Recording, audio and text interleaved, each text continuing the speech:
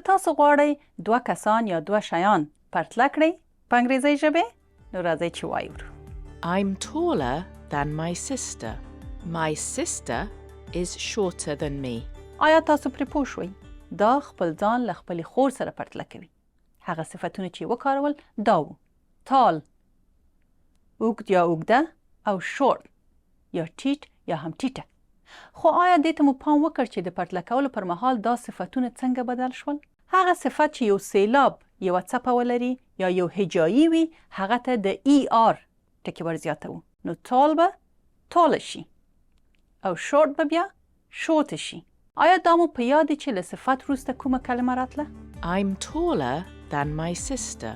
د دن ټکی و. نو موږ د صفت پای کې ای آر وزیات کړ او ورپسې بیا د دن ټکی. نو زه مې له خوره لوړه یم. I'm taller than my sister. اوس راځئ چې غوږ شو چې څنګه ویلی شو چې زه مې د خور پرتله خوشحاله یم. I'm happier than my sister. دا لږ څه توپیر لري ځکه د هپي یا خوشحاله صفت د وای په توري پای ته رسیږي. نو دا ځل به د وای پر ځای آی ورزیاتوو او بیا ای آ. نو داسې لیکل کیږي: هپیه. ډېر ښه. دا ټول د لنډو صفتونو بیلګې وې چې وامو وریدې. اوس ځینو لږ اوږدو صفتونو ته غوږ شئ.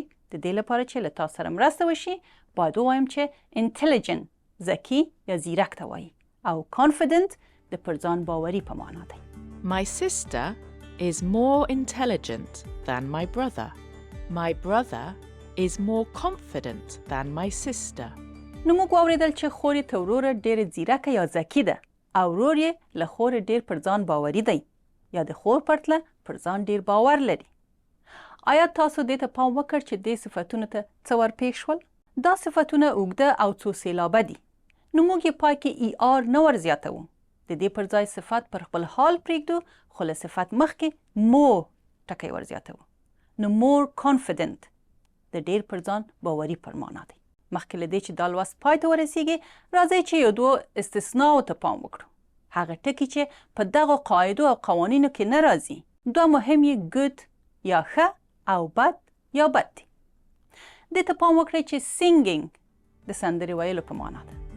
My sister is better at singing than me. I'm worse at singing than my sister. ښه، که د داسې یو څه په اړه چې ډېر ښه دي یا مور ګود خبرې کوو نو بیا د بته ټکی ورته کاروو. او کله چې د یو څه په اړه وایو چې ډېر بد دی بیا د ورس ټکی ورته کاروو.